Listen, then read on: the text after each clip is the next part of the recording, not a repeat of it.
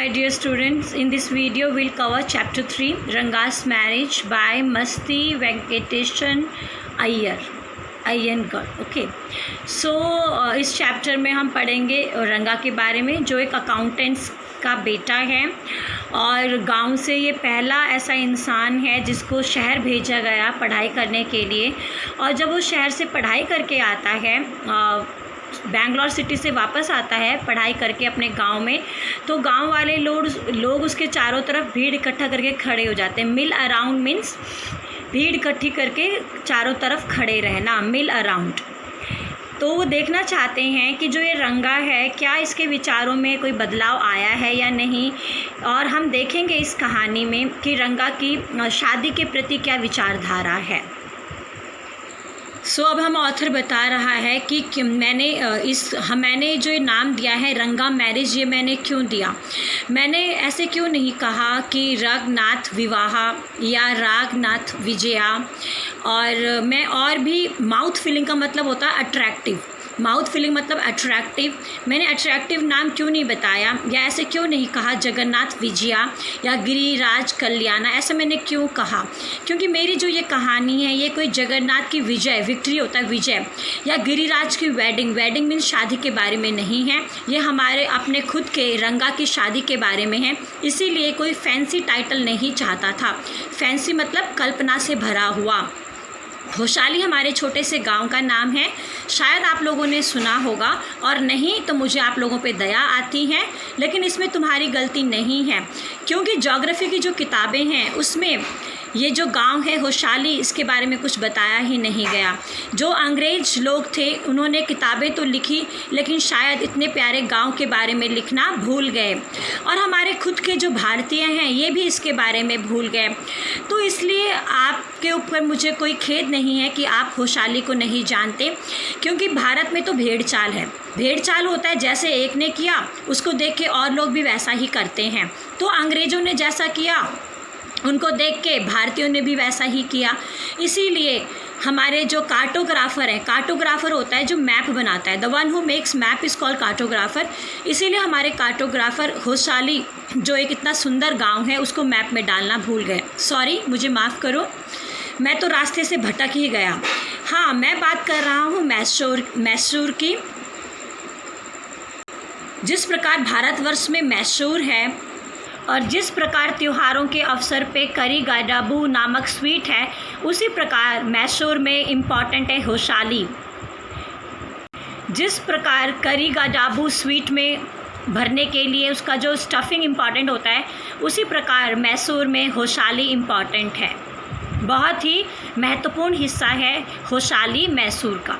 और अब ऑथर हमसे कहते हैं कि मेरा यकीन मानो, होशाली बहुत सुंदर जगह है और ये मेरा ही ओपिनियन नहीं है, ये मेरा ही मानना नहीं है। हमारे गांव में एक डॉक्टर हैं जिनका नाम है गुंड भट्टा, वो भी इसी बात को मानते हैं।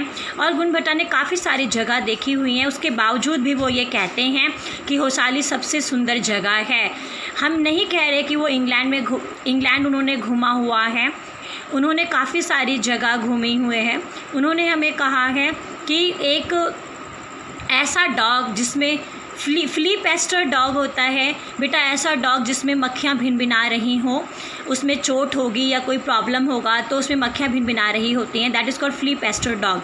तो कहता है ये मेरा काम नहीं है ऐरी गैरी जगहों में घूमना, मैं तो कुछ चुनिंदा जगहों में घूमता हूँ और इतनी सारी जगहों में घूमने के बाद भी मुझे होशाली से सुंदर कोई जगह नहीं दिखी। अब ऑथर हमें बताते हैं कि हमारे गांव में आम के पेड़ हैं, कभी आओ और आम खाओ। कहते हैं नहीं पूरा आम मत खाना, बस एक थोड़ा सा टुकड़ा उसमें खाना।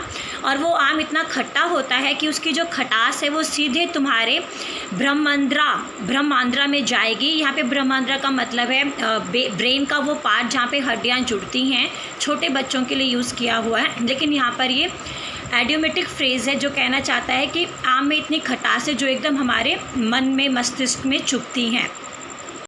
और एक बार मैंने ऐसी चटनी खाई थी, उस चटनी को खाने के बाद मुझे इतना कफ हुआ कि मुझे डॉक्टर के पास जाना पड़ा। फिर डॉक्टर ने मुझे बताया उस फ्रूट की क्वालिटी के बारे में, उसकी खटास के बारे में। अब उसके बाद ऑथर हमें बताते हैं जिस प्रकार हमारे गांव में आम बहुत विशेष है, उस प्रकार यहाँ पे बहुत सारी चीज़ें विशेष हैं। क्रीपर होता है बेल, हमारे यहाँ इतनी अच्छी एक बेल उगती है कि वो बेल को देखते ही बनता है। बिहोल्ड का मतलब होता है लुक या वॉच समथिंग, बिहोल्ड। इतने सुंदर फूल होते हैं उसमें कि देखते ही बनता है। आप उस बेल के 2 पत्ते तोड़ लो और जब आप नहाने जाते हो तालाब में तो आप आराम से बैठकर उन पत्तों में खाना खा सकते हो, इतने बड़े पत्ते होते हैं। अब आपको लगेगा कि मैं रैम्बलिंग कर रहा हूँ। रैम्बलिंग होता है इधर उधर की बात करना, to talk about other subject. Rambling मतलब यहाँ वहाँ की बात करना। लेकिन हमारा गांव इतना ही विशिष्ट है कि यहाँ की हर चीज़ निराली है। अगर आप इसको घूमना चाहते हो तो drop me a line. Drop me a line का मतलब मेरे लिए खत लिखो और मैं आपको बताऊंगा कि होशाली कहाँ है और फिर तुम यहाँ पे आना।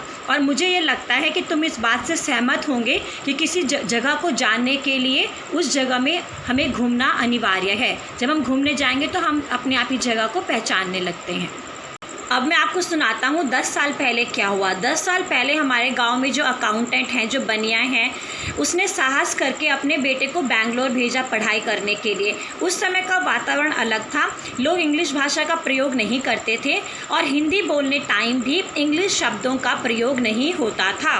तो उस समय हमारे गाँव के अकाउंटेंट ने अपने बेटे को बैंगलोर भेजा पढ़ाई करने के लिए। देखते हैं स्टूडेंट्स आगे क्या होता है। तो अब मैं आपको जो बताऊंगा वो बहुत ज़्यादा डिसग्रेसफुल है। डिसग्रेसफुल मतलब शर्मिंदगी की बात है। एक दिन क्या हुआ, मैं रमा राव के घर के पास था, मैं रमा राव के घर में था जब एक लेडी लकड़ी का गट्ठा लेके आई। तो रमा राव का बेटा बाहर आया पे करने के लिए और उसने पूछा कि कितना पैसा मैं तुम्हें दूँ। तो उस लेडी ने बोला 4 पैसे दे दो। तो उस लड़के ने बोला ठीक है, मेरे पास चेंज नहीं है और तुम अगले सुबह को मेरे पास आना। वो बेचारी औरत समझ ही नहीं पाई कि चेंज क्या होता है। वो मटरिंग का मतलब होता बड़बड़ाना, बड़बड़ाते हुए चली गई। बाद में जब मैं रंगा के घर गया और मैंने उससे पूछा कि वो क्या कहना चाहता था, तब मुझे पता चला कि उसका क्या मतलब था, चेंज का क्या मतलब था। अब उस समय जो प्राइसलेस कमोडिटी है, प्राइस मतलब कीमती वस्तु इंग्लिश भाषा को माना जाता था, वो इतना ज़्यादा प्रचलित नहीं थी। इसीलिए रंगा का घर आना एक बहुत बड़ी बात थी। लोग दूर दूर से आ रहे थे उसको देखने के लिए। अरे अकाउंटेंट का बेटा घर आ गया है जो बैंगलोर गया था पढ़ने के लिए, चलो आओ आओ चलो देखते हैं क्या उसमें बदलाव आया है, कि वो पहले वाला रंगा है या नहीं, चलो चलो रंगा को जाके देखते हैं। तो इस प्रकार रंगा का घर आना एक बहुत बड़ा इवेंट था क्योंकि वो इंग्लिश पढ़ के आ रहा था और उस समय इंग्लिश अपने आप में एक बहुत महान भाषा मानी जाती थी। जब मैंने भीड़ को देखा तो मैं भी बहुत ज़्यादा हैरान हो गया और मैं भी जाके आंगन में खड़ा हो गया। कोर्टयार्ड मतलब आंगन। और मैंने बोला तुम सब लोग यहाँ पे क्यों आए हो? क्या यहाँ पे कोई बंदर का खेल है, कोई मदारी आ रहा है? एक लड़का ज़ोर से चिल्लाते हुए आया जिसका दिमाग नहीं था, लगता है पागलपन की बातें करता हो। ज़ोर ज़ोर से चिल्ला रहा है, अरे तुम सब लोग यहाँ पे क्या कर रहे हो? और मैंने भी सोचा कि ये जो बच्चा है ये इमैच्योर है, इसको अभी अक्ल नहीं है, कोई मैनर्स नहीं है। तो मैंने भी कुछ नहीं बोला और मैं चुपचाप रहा। इतने सारे लोगों को देखकर रंगा हैरान हो गया। वो घर के बाहर आया, इतनी आवाज़ सुन के वो घर के बाहर आया और इतने सारे लोगों को देख के वो हैरान हो गया। सब लोग उसको देखने लगे। इतनी सारी भीड़ को देख के ऐसे लग रहा था कि कलकत्ता का ब्लैक होल हो। सब ने देखा और सब लोग बहुत हैरान थे। 6 महीने पहले जैसे रंगा था अभी भी वैसे ही लग रहा था। एक बुजुर्ग औरत रंगा के पास गई और उसके छाती वगैरह में देखा, उसको तो देखा कि उसने अभी भी जनेव पहना हुआ है। तो उसने ज़ोर से बोला, अरे अभी भी इसने जनेव पहना हुआ है, अभी भी इसने अपनी कास्ट चेंज नहीं की है। और सब लोग हंसने लगे। वहाँ ऐसे बोल के वहाँ से चली गई और रंगा भी ज़ोर ज़ोर से हंसने लगा। जब वहाँ पे भीड़ के लोगों को लगा कि रंगा वही रंगा है जो 6 महीने पहले यहाँ से गया था, तो धीरे धीरे जो भीड़ वो मेल्ट अवे हुआ। मेल्ट अवे मतलब डिक्रीज़ होना, कम होना।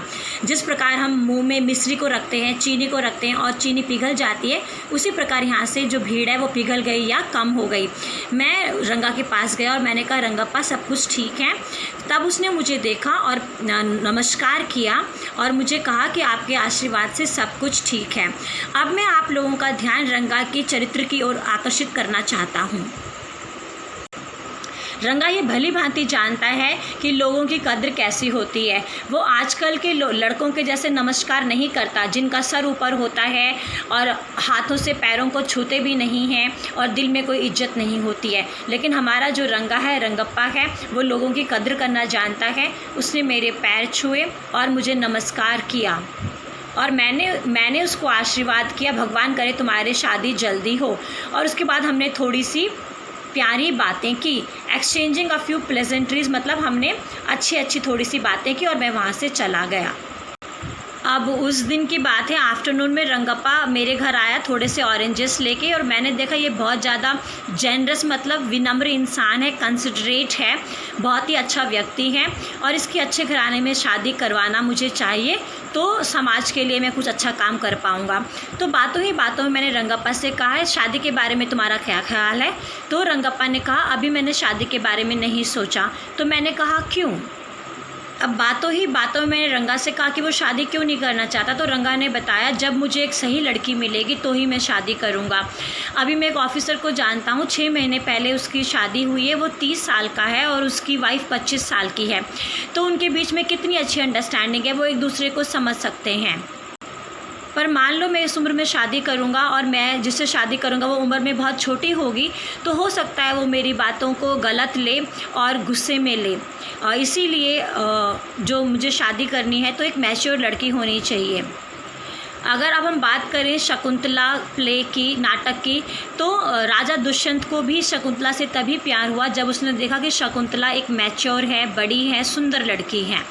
इसी प्रकार कालिदास की बात करें तो कालिदास को भी तभी प्यार हुआ था जब उसने देखा था कि जो वो लड़की है वो मैच्योर है, सुंदर है।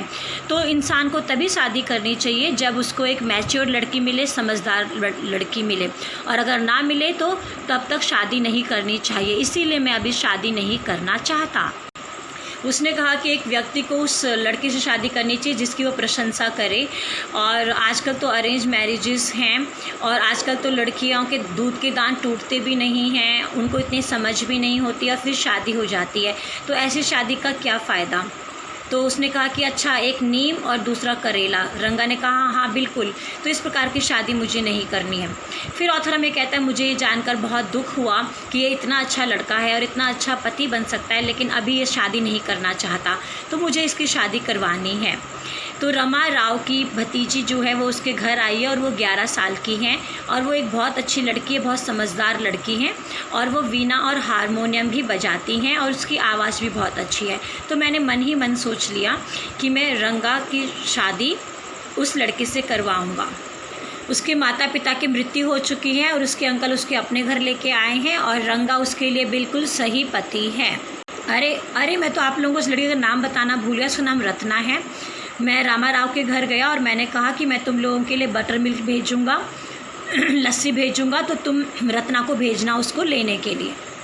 मैंने रत्ना को बोला, फ्राइडे का दिन था, रत्ना मेरे घर आई, उसने बहुत सुंदर साड़ी पहनी हुई थी। मैंने उसको बोला बेटा तुम कोई गाना गाओ, और उसी समय मैंने रंगा को बुलाने के लिए भेजा। रंगा आया, उसने इतना सुंदर गाना सुना तो वो बाहर दहलीज में ही खड़ा हो गया। थ्रेशोल्ड मतलब दहलीज होता है, दहलीज में खड़ा हो गया क्योंकि वो चाहता था कि ये गाना जो गा रहा है वो रुके नहीं, और वो धीरे धीरे अंदर झांकने लगा। पीपिन का मतलब होता है झांकना। जैसे ही रोशनी नज़र आई तो रत्ना को लगा कोई उसको सुन रहा है, वो एकदम से चुप हो गई। और जैसे ही गाना चुप हो गया तो रंगा के होश उड़ गए, क्योंकि वो उसको गाना इतना अच्छा लग रहा था कि एकदम से गाना बीच में बंद हो गया। जैसे मान लो कि आप आम खा रहे हो और अभी आपने आम के छिलक के ही मज़े लिए हैं और आप छिलक के मज़े ले रहे हो, आपके हाथ से आम नीचे गिर गया तो आपको कैसा लगेगा। वैसे ही रंगा को यहाँ पर लगा। अब उसके बाद रंगा ने बोला कि मैं जाना चाहता हूँ, लेकिन वो जा नहीं रहा था। उसकी बातें उसके एक्शन से मेल नहीं खा रही थी और बातों बातें में उसने पूछा ये लड़की कौन है। तो मैंने उस रंगा को बोला, रंगा हमें क्या मतलब ये लड़की कौन है, मेरी शादी हो चुकी है और तुम शादी करना नहीं चाहते, तो इससे क्या फ़र्क पड़ता है ये लड़की कौन है। अब उसने बहुत आशा के साथ मुझसे पूछा, क्या इस लड़की की शादी हो चुकी है? मैंने कहा हाँ, 1 साल पहले हो गई इसकी शादी। तो रंगा का मुंह जो था ना, भुने हुए बैंगन के जैसे हो गया, मानो कि उसको इतना बुरा लग रहा हो। अगले दिन मैं शास्त्री के पास गया और मैंने शास्त्री को पूरी पट्टी पढ़वा दी कि किस प्रकार मैं रंगा को लेके आऊँगा और तुम किस प्रकार क्या क्या बोलोगे। ये मैंने पूरी पट्टी शास्त्री को पढ़वा दी। अगले दिन जब मैं रंगा से मिला तो उसके बदलाव कुछ नज़र नहीं आया और वो अपने ख्यालों में ही खोया हुआ था। मैंने बोला, रंगा क्या बात है, कुछ अजीब अजीब से नज़र आ रहे हो? वो कहता है नहीं नहीं कोई बात नहीं है। अरे क्या तुम्हारा सर दर्द हो रहा है, डॉक्टर के पास चलते हैं। रंगा ने बोला नहीं नहीं मैं ठीक हूँ। उसके बाद मैंने बोला सर दर्द नहीं है तो क्या हो रहा है? जब मेरे लिए लड़की ढूंढी जा रही थी ना, तब मेरे साथ भी यही हो रहा था जो तुम्हारे साथ हो रहा है। एकदम रंगा मुझे घूरने लगा। मैंने बोला चलो चलो शास्त्री के पास चलते हैं, उसी से पता करते हैं कि क्या हो रहा है तुम्हारे साथ, तुम्हारी जो दशा है तारों सितारों की वो ठीक है कि नहीं है। चलो शास्त्री के पास चलते हैं। अब जब मैं रंगा के साथ गया तो शास्त्री ने मुझे बोला, अरे श्यामा, बहुत दिनों बाद नज़र आ रहे हो। और अब मैं आपको बताता हूँ श्यामा कौन है। ये जो स्टोरी मैं आपको सुना रहा हूँ, मेरा नाम ही श्यामा है। तो मुझे देख के शास्त्री ने बोला, श्यामा बहुत दिनों बाद आ रहे हो, क्या बात है? तो मैं एकदम से गया और मैंने बोला हाँ हाँ मैं तुमसे मिलने आया हूँ। और अगर अभी शास्त्री ने कुछ ज़्यादा बोला होता तो हमारा पूरा प्लान चौपट हो जाता। तो वो चुप रहा और उसके बाद मुझे लग रहा था कि काश ये सोच समझ कर बोले। शास्त्री ने रंगा की तरफ देखा, अरे ये खूबसूरत जवान इंसान कौन है? तो हमने बोला ये अकाउंटेंट जो क्लर्क है उसका बेटा है। अच्छा मैं क्या कर सकता हूँ इसके लिए? ये तो बहुत कम है जब मुझसे मिलने आता है। तो मैंने श्यामा, जो कि मैं नरेटर हूँ, मैंने बोला तुम अपना पैराफर्नेलिया निकालो। बेटा पैराफर्नेलिया होता है इम्पॉर्टेंट एसेसरीज़ ऑफ एनीथिंग। किसी भी इंसान की जो इम्पॉर्टेंट चीज़ें होती है वो उसकी पैराफर्नेलिया होती है। मान लो टीचर की ही बात करें तो टीचर का पैराफर्नेलिया क्या होगा? उसका डस्टर, उसका चॉक, उसके रजिस्टर, लाइक दैट।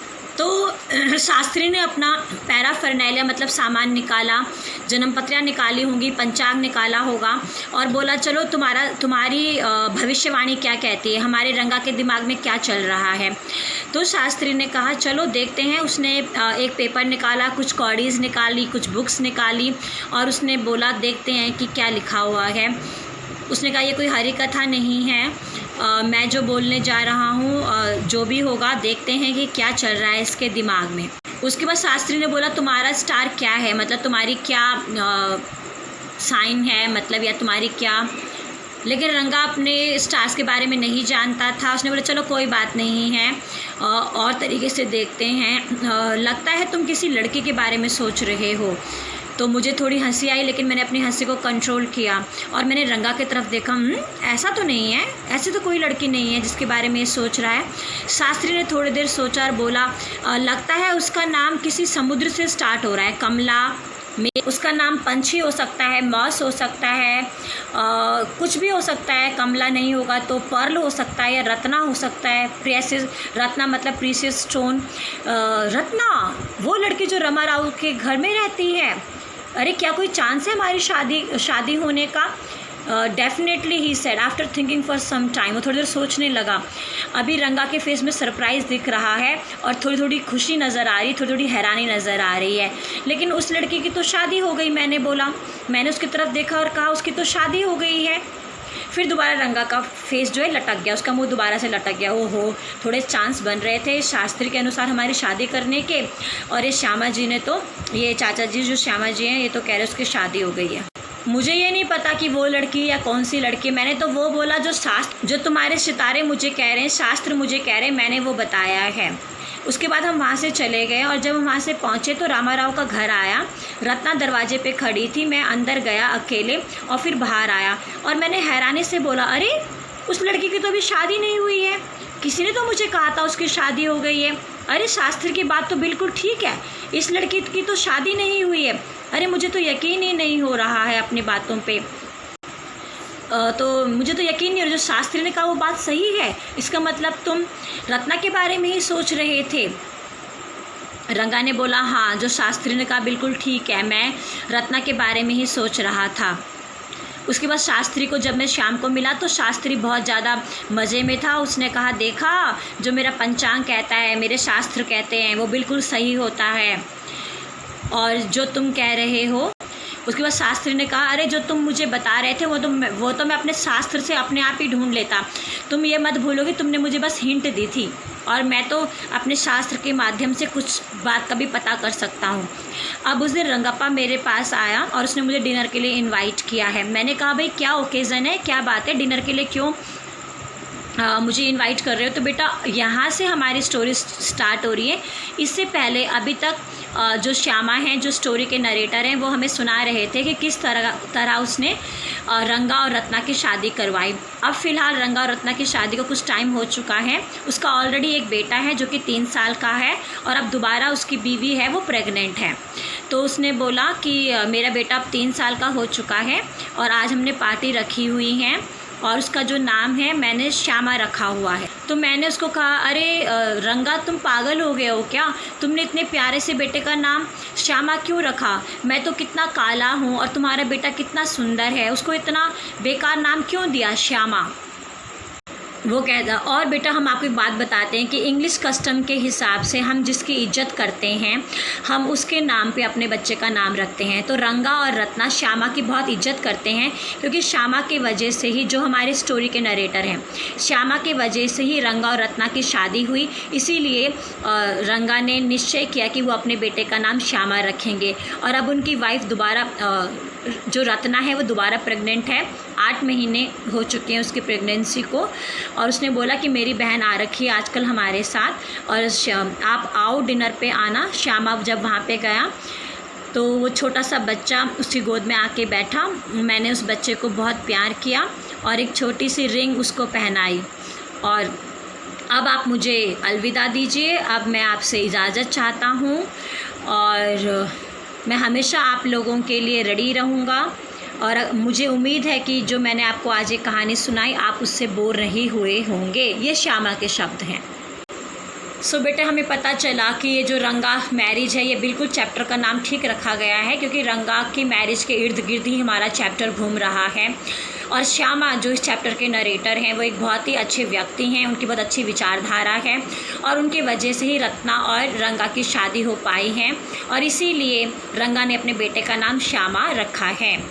और 2-3 बातें जो इम्पॉर्टेंट है जो यहाँ पे पता चल रहा है कि जो एस्ट्रोलॉजर्स होते हैं, जो जन्मपत्री देखते हैं, ये भी दिखावा करते हैं, यहाँ वहाँ की बातों को सुनकर हमें बहलाते फुसलाते हैं, एक बात। और दूसरा हमें इंग्लिश कस्टम के बारे में पता चला कि हम जिसकी इज्जत करते हैं इंग्लिश कस्टम के हिसाब से फिर हम अपने बच्चे का नाम उसके नाम के ऊपर रखते हैं।